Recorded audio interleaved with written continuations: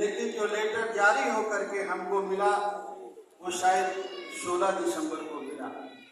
इसलिए हम सब साथियों ने मिल करके आपके अध्यक्ष जी से स्वीकृति लेकर के 16 दिसंबर को इस कार्यक्रम को हम लोगों ने रखा।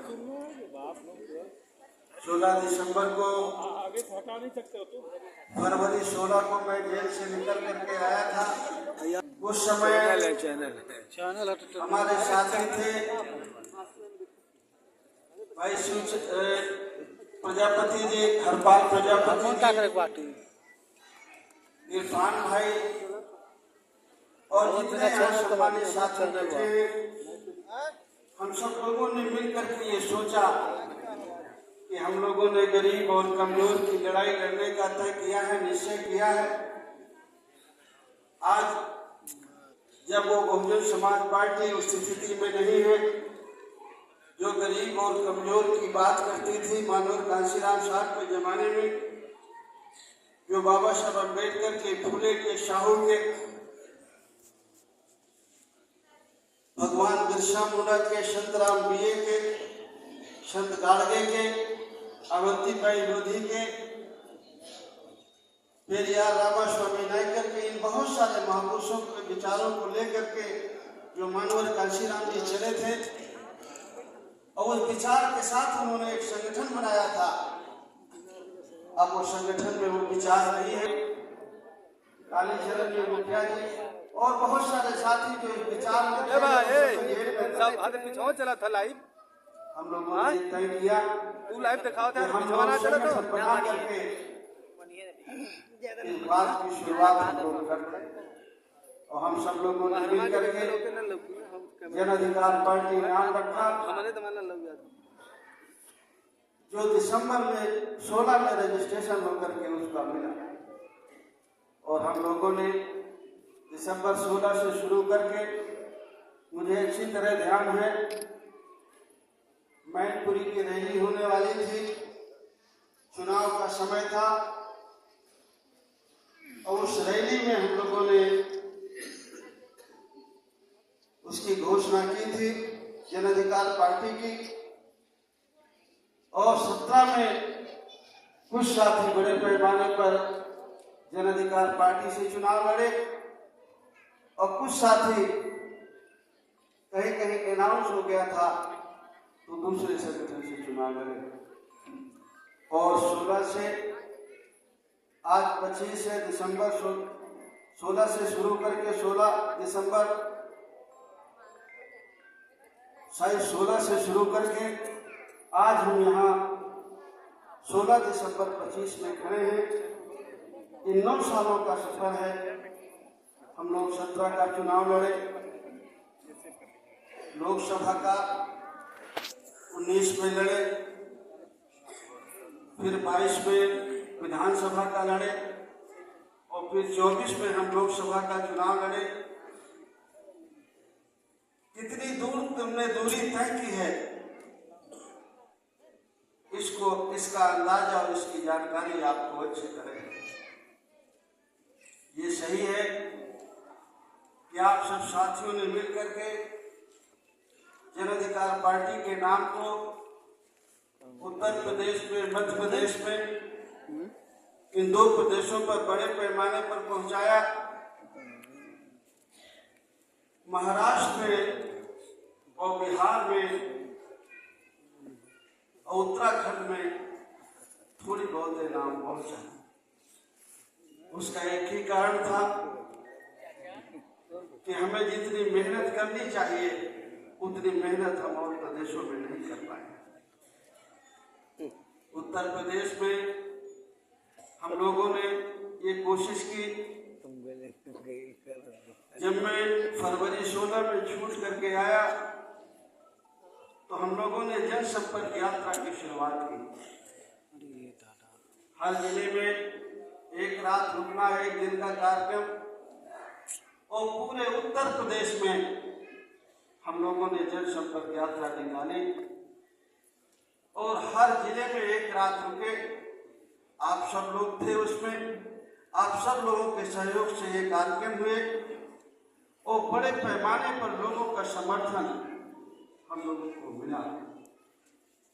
लेकिन जब उस समर्थन को हम लोगों ने चुनाव के नजरिए से देखा और चुनाव में जब आप लोग लड़े तो वो समर्थन हमको मिल रहा है। हम लोग ये कोशिश कर रहे थे, सोच रहे थे कि जो कमियां हुई हैं उन्हें दूर करें, लेकिन कुछ कमियां हम जान पाए और कुछ कमियां हम नहीं जान पाए। और हमारे लगातार प्रयास करने के बाद भी जो रिजल्ट हमें मिलना चाहिए कैमरा नहीं लगा, वो रिजल्ट हमें नहीं। इस हैसियत में तो हम लोग पहुंचे कि अगर हम किसी मजबूत साथी के साथ खड़े हो जाएं तो हमारे जितने समर्थक हैं, अगर आज वो 100 की संख्या में है, तो अगर किसी मजबूत साथी के साथ हम खड़े हो जाएं तो जितनी हमारी संख्या है वो 1000 की है, 2000 की है, पूरे जोश के साथ उसके साथ खड़े हो जाते हैं। जब हम लोग तैयारी कर रहे थे तो ये बात मुझसे हमारे साथी कहते थे कि अगर बाबूजी किसी के साथ हम मिल जाएं, गठबंधन कर लें, तो जो हमारे साथी हैं, जो हमारा वोट है वो 90% 95% पड़ेगा। लेकिन अगर हम अकेले लड़ेंगे तो लोग कहते हैं कि जन अधिकार पार्टी बात तो सही कहते हैं, कुशवाहा जी बात तो सही कह रहे हैं, लेकिन अकेले जीतेंगे नहीं, और वो जीतने वाले के साथ जाना चाहते हैं। इसलिए जब हम कार्यक्रम करते हैं, यात्राएं निकालते हैं, लोगों के बीच में जाते हैं, तो लोग खड़े होते थे, लेकिन जब चुनाव का मौका आता है तो 2000, 4000, 5000, 10000, इससे ज्यादा हम नहीं पहुंच पाते। और अगर हम किसी के साथ चले जाते हैं तो जिस विधानसभा में हमें 5000 मिलता है तो वो 5000 से 5 गुना कन्वर्ट हो जाता है, 25000 में, 30000 में बदल जाता है। इस बात को मैंने इसलिए कहा कि इस लोकसभा में मैंने इस बात को आपके साथ मिल करके आजमाया कि हम समाजवादी पार्टी के साथ खड़े हुए, संविधान बचाने की बात थी, हम लोगों ने समर्थन किया और बड़े उत्साह से उत्तर प्रदेश के लोगों ने सब कुछ लगा करके अपना वोट समाजवादी पार्टी और जन अधिकार पार्टी को दिया। जिन जगहों में कभी समाजवादी पार्टी को वोट नहीं देते थे हमारे लोग, उन जगहों पर भी वोट देने का काम किया। तो ये बात तो मेरे समझ में आई कि अगर हम अकेले लड़े, अगर हम मजबूत ना दिखाई पड़े, तो बहुत सारे साथी हमारे साथ से वो अलग हो जाते हैं, पीछे हट जाते हैं, किनारा ले लेते हैं। बचते हैं तो कुछ साथी बचते हैं, कार्यकर्ता बचते हैं, लेकिन जो बड़े पैमाने पर जो हमारे समर्थक, जो हमारे वोटर है, जो पढ़ना चाहिए हमारे साथ, वो हमारे साथ नहीं रह जाते हैं, वो मजबूत के साथ खड़े हो जाते हैं। और मजबूत के साथ खड़े होने में अपनी मजबूती समझते हैं, लेकिन वो इस चाह में कि हम मजबूत के साथ खड़े हुए, इतने मजबूत के साथ खड़े हो गए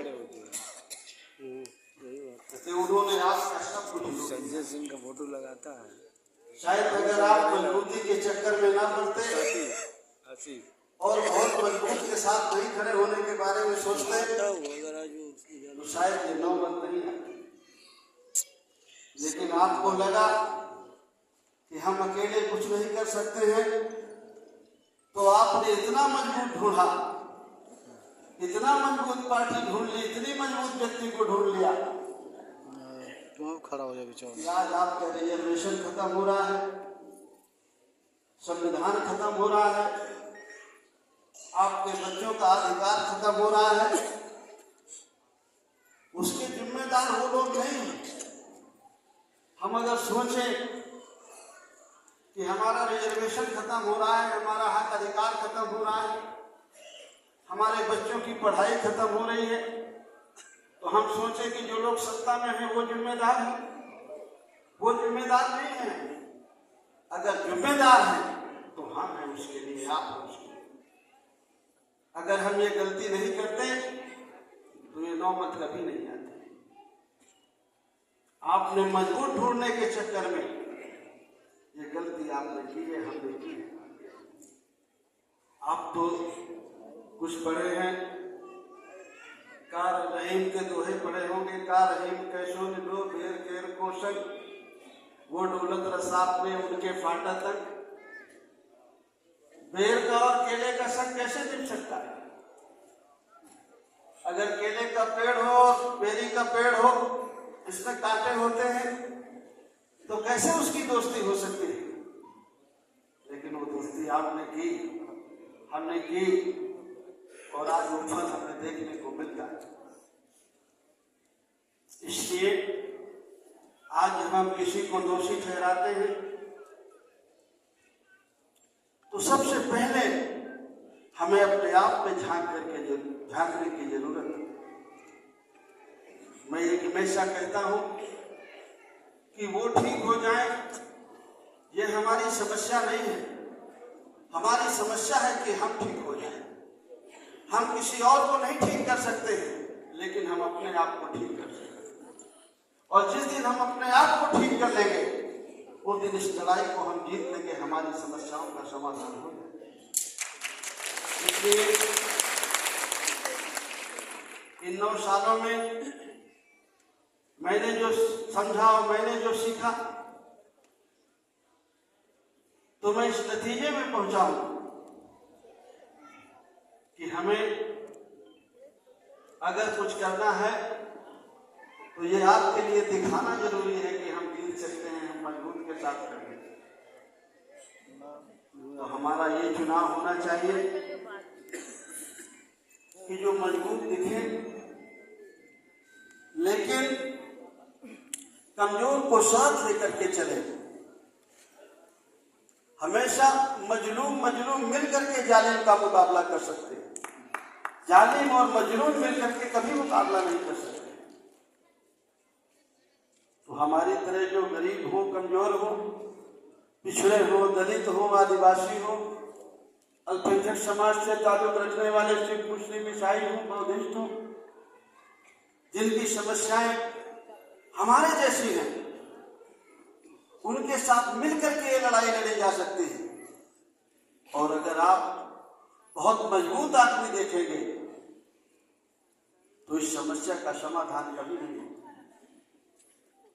जिन लोगों ने इस समस्या को पैदा किया है, जिन्होंने हमेशा से हमें गुलाम और लाचार बना के रखा है, वो कभी नहीं चाहेंगे कि हमें और हमारे आने वाली पीढ़ी को इस समस्या से निदान मिले।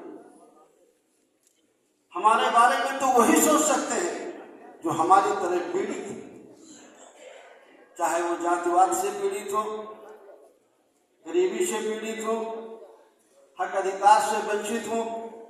जो हमारी तरह के लोग होंगे वही हमारे साथ खड़े होंगे, और जो हमारी तरह लोग नहीं होंगे वो कभी हमारे साथ नहीं खड़े होंगे। इसलिए आपको इन बातों की तरह अच्छी तरह से ध्यान देने की जरूरत है। बहुत मुझे विस्तार से जाने की जरूरत नहीं है। मुझसे पहले हमारे सारे वक्ताओं ने अपनी अपनी बातों के माध्यम से आप तक अपनी बात पहुंचाई। अगर आप उन बातों को ध्यान से सुने होंगे, समझे होंगे, मना कर रहे हैं, आगे सट जाइए, नहीं चाहे वो छत पर शाहों के बारे में चल रही है, चाहे वो फुले और माता सावित्रीबाई फुले के बारे में हो, बाबा साहब अम्बेडकर के बारे में हो, पेरियार के बारे में हो, सभी महापुरुषों के बारे में हमारे जो साथी हैं उन लोगों ने इंगित किया है। और उनको सबको याद करने का, बताने का एक ही मकसद था कि उन्होंने हमारे लिए संघर्ष किया है।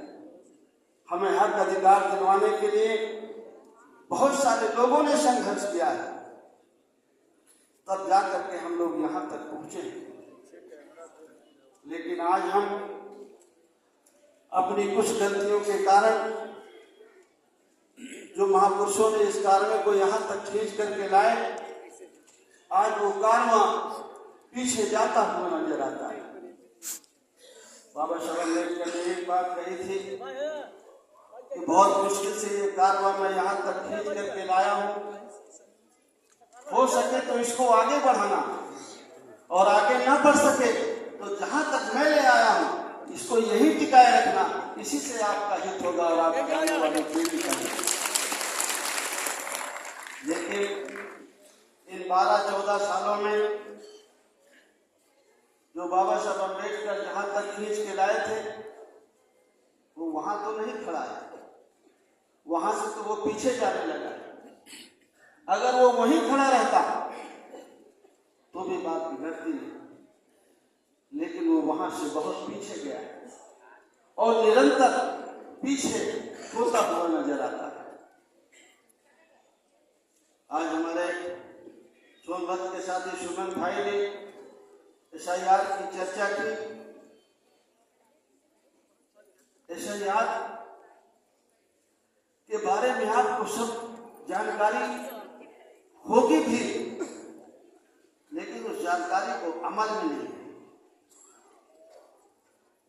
आप जानते हैं कि ये लड़ाई तब जीती जाएगी, आपको समानता का अधिकार तब मिलेगा, आपको शिक्षा का अधिकार तब बना रहेगा, आपके बच्चों के लिए रोजगार तब रहेंगे जब आप राजनीति में मजबूत हो। राजनीति हमारा शौक नहीं है, हमारी मजबूरी है। बहुत सारे लोग नेता बनते हैं, शौक के लिए बनते हैं, अच्छे कपड़े हो गए, अच्छी गाड़ी हो गई, हमारा शौक है, हम भी नेता हो गए। लेकिन नेतागिरी, राजनीति हमारा शौक नहीं है, हमारी मजबूरी है कि अगर हमें इस देश में इज्जत सम्मान के साथ जीना है, अपना हक अधिकार लेना है, हम चाहते हैं कि हमारे बच्चों की अच्छी जिंदगी हो, हमारे बेटे और बेटियां अच्छा जीवन जिए, तो वो तभी होगा जब राजनीति में हमारी भागीदारी हो। जमीन जायदाद है नहीं, और अगर जो है उसे बचाना है तो भी उसके लिए राजनीति जरूरी है। और राजनीति जरूरी है तो जो वोट का अधिकार मिला है उस वोटर लिस्ट में हमारा नाम होना बहुत जरूरी है। वोटर लिस्ट में नाम है तो आप इस देश के वासी हैं, और अगर आपका वोटर लिस्ट में नाम नहीं है तो इस देश के वासी नहीं है आप, तो आपका है क्या क्रिया? जब आप इस देश के नागरिक नहीं हैं तो आपका है क्या यहाँ?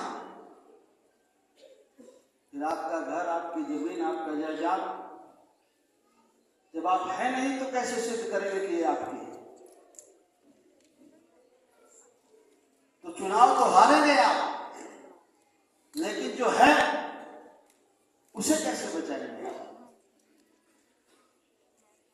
इसलिए सबसे जरूरी बात यह है कि आपका वोटर लिस्ट में नाम हो। जो जागरूक लोग हैं, पढ़े लिखे लोग हैं, उनके बीच में बैठिए, जानकारी हासिल करिए। आपका वोटर लिस्ट में नाम है तो जो आपकी सरकारी सुविधाएं हैं वो आपको हासिल होगी, और अगर वोटर लिस्ट में नाम नहीं है तो कुछ नहीं हासिल।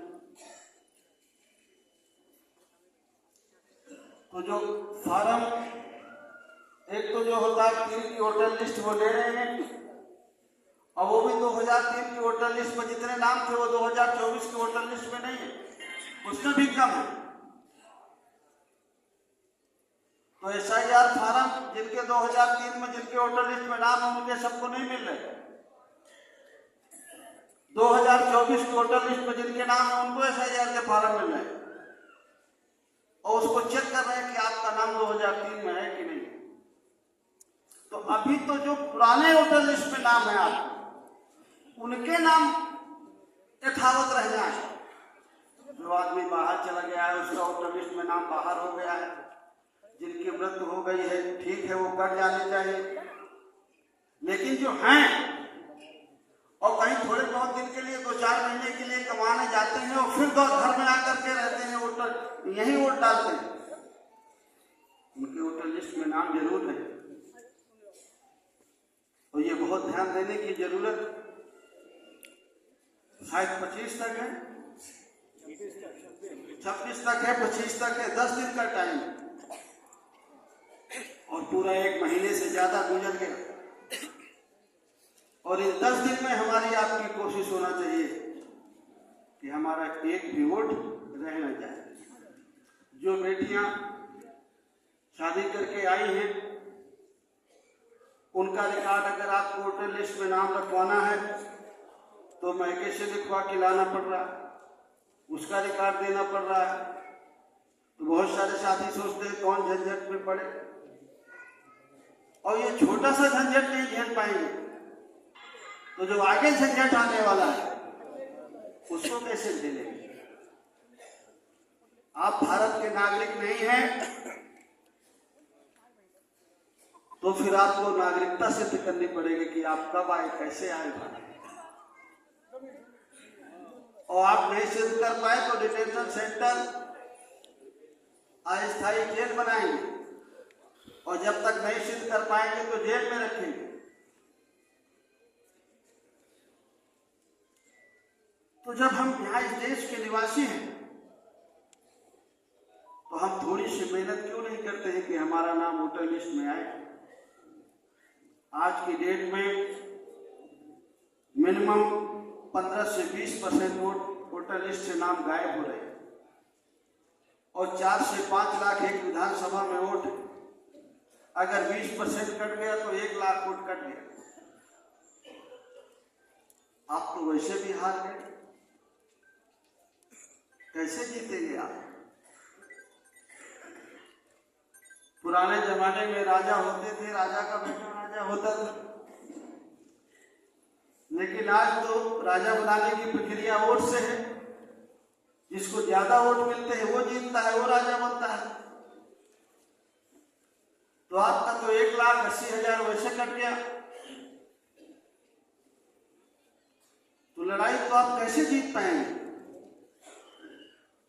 इसलिए मैंने एक बात कही जो सब लोग सोचे, हमारी बहनें भी बैठी हैं, बेटियां भी बैठी हैं,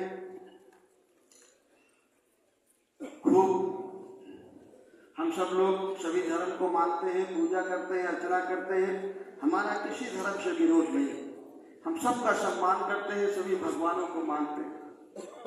और मैं आपसे सबसे कहता हूँ कि अगर आप किसी भगवान को मानते हैं, कोई किसी और भगवान को मानता है तो आपका विरोध नहीं होना चाहिए। अगर आपका भगवान अच्छा है तो दूसरे का भगवान खराब कैसे हो सकता है। आपका अच्छा है तो दूसरे का भी अच्छा है, उसकी श्रद्धा है वो उसको माने, हमारा उसमें कोई विरोध नहीं। लेकिन एक बात ये भी सच है कि बेटे और बेटी को अगर डॉक्टर बनाना है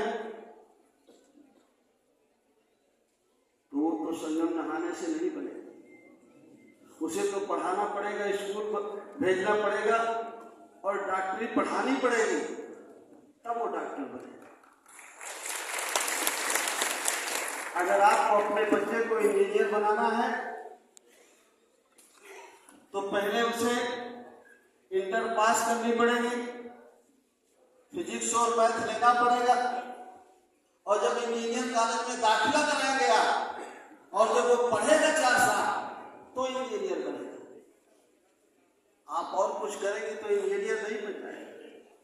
चाहे लड्डू कहीं लेके चले जाइए, चाहे लेटे लेटे जाइए, चाहे खड़े खड़े जाइए, लेकिन अगर बच्चे को डॉक्टर बनाना है, इंजीनियर बनाना है तो पढ़ाना पड़ेगा, स्कूल भेजना पड़ेगा। अगर वकील बनाना है तो वकालत पढ़ानी पड़ेगी। अगर टीचर बनाना है, मास्टर बनाना है तो उसको पढ़ाई पढ़ानी पड़ेगी। इसलिए जो कर्तव्य है, जो कर्म है, वो तो आपको करना पड़ेगा। आप अगर ये सोचें कि बिना कर्म के अपने बच्चे को आगे ले जाएंगे, अपनी बेटी को आगे ले जाएंगे, बेटे को आगे ले जाएंगे, तो कभी नहीं ले जाएंगे। आपको वो काम करना पड़ेगा। नदी के उस पार जाना है तो आप आसन लगा के बैठ जाइए तो नहीं जा पाएंगे, या तो नाव से जाएंगे या तैर के जाएंगे। अगर यहां से आपको कुछ दूरी जाना है, अपने गांव जाना है, घर जाना है, तो एक जगह बैठ के तो आप नहीं पहुंच जाएंगे। आसन लगा के बैठ जाइए और खाली हम ध्यान लगा लें और पहुंच जाए तो नहीं पहुंच पाएगा, चलना पड़ेगा। बस के लिए पैसे होंगे, बस से जाएंगे, साइकिल से जाएंगे, टैक्सी से जाएंगे, ट्रेन से जाएंगे, कुछ नहीं होगा तो पैदल जाएंगे तो ही पहुंचेंगे। ये कहने का मेरा मतलब है कि आपको कर्तव्य करना पड़ेगा। भगवान को, ईश्वर से खूब श्रद्धा रखिए, खूब मानिए, उसमें कोई आपत्ति नहीं है। लेकिन अगर आपको कुछ करना है, उसके लिए आपको कर्तव्य करना पड़ेगा।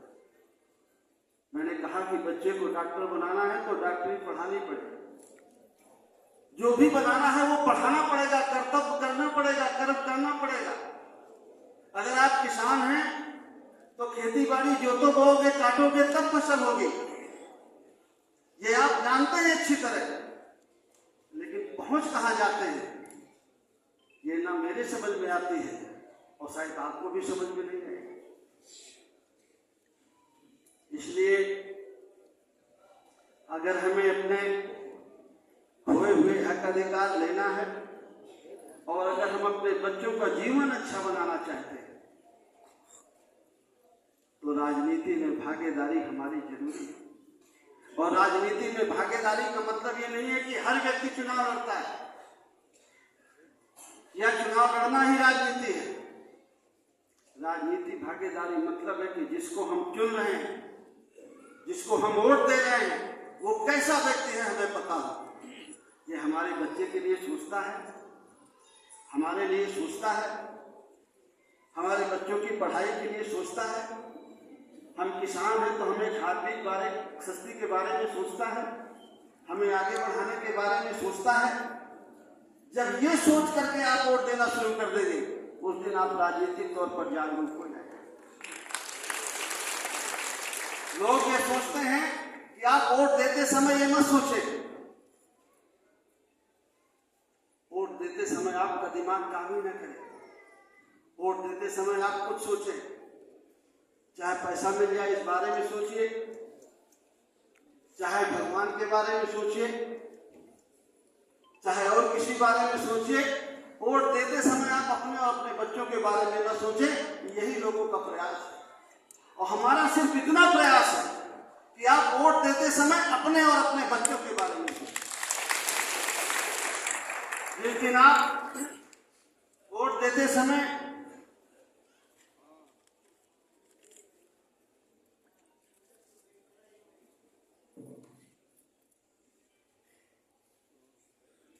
अपने और अपने बच्चों के बारे में सोचते रहेंगे, उस दिन सारी समस्या का हल हो जाएगा। और कोई आपके बच्चों के बारे में नहीं सोचेगा। जब आप नहीं सोचते हैं तो कौन सोचेगा? सबसे पहले तो माँ बाप होने के नाते हमारी जिम्मेदारी है कि हम अपने बच्चे के हित के बारे में सोचें। कौन हमारे बच्चे को अच्छी पढ़ाई देगा, स्कूल कॉलेज बना रहा है, कौन उसको रोजगार देने की बात कर रहा है। हमारे देश में 78% सरकारी नौकरियां कम हो गई। 100 में 78 नौकरियां कम हो गई। अगर पहले 100 नौकरी थी तो उसमें से 78 कम हो गई। कितनी बची? 22। और प्राइवेट में 100 में 48 नौकरियां कम हो गई, 48% कम हो गई। क्या करेंगे बच्चे हमारे? कहां जाएंगे? सब मजदूरी करेंगे और उसके जिम्मेदार वो नहीं है जो ये कर रहे हैं, उसके जिम्मेदार हम हैं। हमने ऐसे लोगों को पैदा किया है, हमने उनको जिता करके भेजा है। अगर हम थोड़े से पैसे में, थोड़े से राशन में, और जो दुनिया की चीजें आती हैं, चुनाव के टाइम पर धार्मिक चीजें, अगर उसमें नहीं पड़ते तो शायद आज हमें ये दिन नहीं देखना। हम बहुत सारी बातें करते हैं, चर्चा करते हैं, लेकिन जो अच्छी बातें हैं वो अपने बच्चों के साथ शेयर नहीं करते। हमारे बच्चे, हम किसी और धुन में हैं और हमारे बच्चे किसी और धुन में। ये भी हमारी एक माँ बाप होने के नाते बड़ी कमी है। और ये आपकी अकेले की कमी नहीं है, मैं ये जानता हूं कि ये मेरी भी कमी है। मैं भी अपने घर में बहुत कोशिश करता हूं कि मैं सही चीजें बताऊं, कहूं, लेकिन बहुत सागर पीठ पे लाद के तो पार नहीं कराया जा सकता। जो खुद नहीं चलेगा, खुद नहीं चलना चाहेगा, तो उसको कितना लाद के आप ले जाएंगे। इसलिए अपने हक अधिकार के प्रति जिनका आने वाला समय है बच्चों का, उनके खातिर जिम्मेदारी है माँ बाप की कि उनको सही दिशा दिखाएं। और जब तक वो बालिग नहीं है, समझ नहीं जाते, उनके हक अधिकार की रक्षा करना, सुरक्षा करना एक माँ बाप की जिम्मेदारी है। साथियों, बहुत सारी बातें हैं जो हमारे सभी साथियों ने कही हैं और जिन महापुरुषों की चर्चा की है वो अपने समय में आए और उन्होंने हमें जागृत किया। शायद अगर उस समय उनके जमाने में हम लोग मान लिए होते तो शायद आज ये समय नहीं होता। स्वामी जम्भानंद उन्होंने कोशिश की, बहुत पहले भगवान बुद्ध ने कोशिश की, फुले ने कोशिश की, शाहू ने कोशिश की, बाबा साहब अम्बेडकर ने कोशिश की, सभी महापुरुषों ने कोशिश की। और 10 साल, 15 साल, 20 साल, 25 साल, 40 साल कोशिश की, कुछ कामयाब हुए, उसके बदौलत आज हम लोग खड़े हैं। और फिर उनके जाने के बाद जहां हम रहते हैं वहीं हम पहुंच जाते हैं। बाबा साहब अम्बेडकर के बाद बहुत दिन इस लड़ाई में गैप रहा। काफी दिनों के बाद माननीय कांशीराम जी ने इस बात को शुरू किया। उनके जाने के बाद फिर वो बात खत्म हुई। आज हम लोग इस बात को कह रहे हैं, हमारे साथी कह रहे हैं, हम लोग भी कहते कहते चले जाएंगे, लेकिन हम समझते हैं, सुनते हैं और सुन करके उस बात को भूल जाते हैं। हम लोग भी कह के चले जाएंगे, फिर आगे कोई आएगा कहेगा। और अगर ये यही सिलसिला जैसे सदियों से चल रहा है, ये चलता रहेगा, तो जहां हम 200 साल पहले, 150 साल पहले थे, वही हम पहुंच जाएंगे। इसलिए ये लड़ाई ऐसी भी नहीं है कि बहुत धीरे धीरे हम चले, बहुत तेजी से चलना होगा। जिससे हमारा मुकाबला है, अगर वो प्रति घंटा 10 किलोमीटर की रफ्तार से चल रहा है और हम सोचे कि हम 1 किलोमीटर की रफ्तार से चलें, तो हम 9 किलोमीटर तो वैसे हर घंटे पीछे रह जाएंगे। अगर वो 10 किलोमीटर प्रति घंटा है और पहले से हमसे आगे है वो हजारों किलोमीटर, तो हमें पहले का हजारों किलोमीटर कवर करना है और ये 10 किलोमीटर कवर करना है। तो जब हम 20-30 किलोमीटर प्रति घंटा चलेंगे तो पीछे का कुछ कवर करेंगे और इस रफ्तार को कवर करेंगे, तो भी हमें कवर करने में बहुत दिन लग जाएंगे, जल्दी कवर नहीं होगा। इसलिए हमें रफ्तार को बढ़ाना पड़ेगा। आज हम लोग ने मिल करके, आप लोगों ने चुनाव में, लोकसभा में एक फैसला किया। आप लोगों ने मुझे कहा कि समाजवादी पार्टी को समर्थन करना है। मैंने आपकी सलाह से समाजवादी पार्टी को समर्थन दिया और उन्होंने मुझे जौनपुर से चुनाव लड़ाया। आप सब लोगों ने मिल करके मुझे चुनाव लड़ा करके जिता करके भेजा। आज जब मैं समाजवादी पार्टी से जीत करके गया हूं, उन्होंने मुझे अपने संसदीय दल के उपनेता भी बनाया है। लेकिन अगर आपको गरीब और कमजोर की लड़ाई लड़नी है तो आपको अपनी मजबूती लानी पड़ेगी।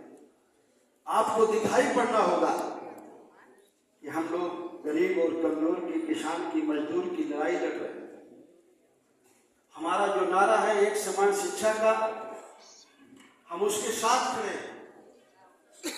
हम जाति जनगणना के साथ खड़े हैं। हम जाति जनगणना होना चाहिए बोल देते हैं, आप बोल देते हैं, लेकिन जो बैठे व्यक्ति हैं गांव में आप जाते हैं उनको ये बात समझ में आती है कि नहीं आती, उसको आपको डिटेल में कहना है। मैं तो इसलिए बोल देता हूं या साथी बोल देते हैं कि भाई हम चाहते हैं कि जाति जनगणना हो, क्योंकि मुझे लगता है कि आप समझ लेते हैं।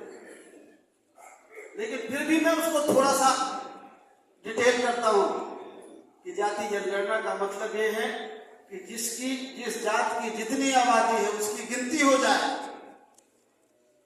अगर 100 जगह हैं और 100 आबादी है, 100 में अगर पाल की 4 है तो उसे 4 मिल जाए। अगर मौर्य की 8 है तो 8 मिल जाए, जिसकी 10 है उसको 10 मिल जाए। जिसकी जितनी आबादी उसके हिसाब से उसे हर जगह हिस्सेदारी मिल जाए। ये बात समझ में आ रही है कि नहीं आ रही? तो ये बात जब आप कहेंगे नहीं आप जाति जनगणना होनी चाहिए, उसके हिसाब से हिस्सेदारी मिलना चाहिए, सुनने वाले को समझ में नहीं आ रहा कि क्या बोल रहा है। आधे लोग तो ताली तब बजाते हैं कि बगल वाला बजा रहा है तो हम भी बजा देते हैं, कुछ बात अच्छी हो। उसे समझ में नहीं है कि क्या सही है क्या गलत, तो उसके समझ में आए तो ताली बजाए, तो आपसे सहमत हो, तो वो मजबूत रहेगा। अगर वो खाली किसी के कहने पर थोड़ी देर के लिए हाँ कर दिया तो थोड़ी देर बाद बदल भी जाएगा। इसलिए जहां जाइए तो अगर 10 लोगों के बीच में भी बैठे तो आपकी कोशिश हो कि अगर आप बात अपनी कहने गए, समझाने गए तो कह के आइए, समझा के आइए। 10 में से 5 मिलेंगे, 4 मिलेंगे, 1 मिलेगा। अगर 1 आदमी भी मिल गया आपको तो 1 आदमी भी बहुत है। आज हम लोग जितने लोग चाहते हैं वहां इकट्ठा हो जाते हैं। इलाहाबाद में हम लोग स्थापना दिवस मना रहे थे, हमें ये जानकारी नहीं थी कि यहाँ परमिशन नहीं मिलेगी, नहीं थी परमिशन। लेकिन अगर परमिशन दे देते तो मैं जानता हूं कि आप बहुत सारे लोग इकट्ठा हो जाते। और ये भी आपको नोटिस देने लगे हैं, ये भी बहुत बड़ी बात है। आपको जानने लगे हैं, पहचानने लगे हैं। थोड़ा सशंकित है, परेशान है, तभी तो आपको रोकते हैं। अगर सशंकित नहीं होते, परेशान नहीं होते तो क्यों रोकते? ये भी शुभ है।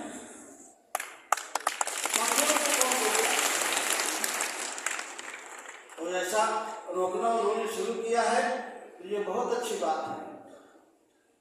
लेकिन इलाहाबाद है, हाई कोर्ट है,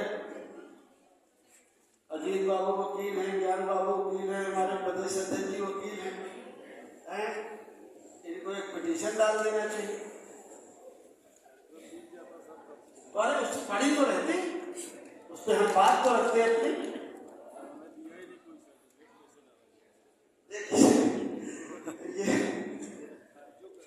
ये चीजें वकील साहब झूठ बोल रहे हैं।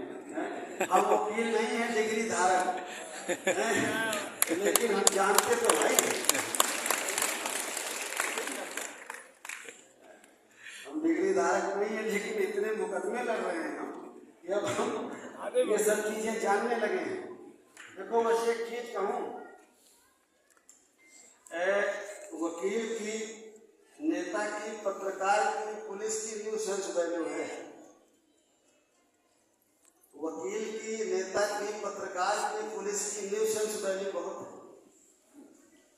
पत्रकार को बड़ा से बड़ा भी अधिकारी बुला लेता है कि आप बुला लो, बैठा लो भाई, जो बात बता दे, नहीं तो बिना मतलब में कब कुछ छाप देगा। सही है कि गलत?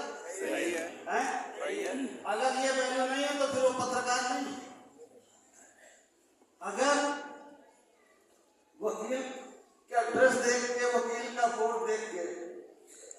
अगल बगल वाले है ना सोचे कि अल्लाह चक्कर में पड़ा यार, बिना मतलब में उठा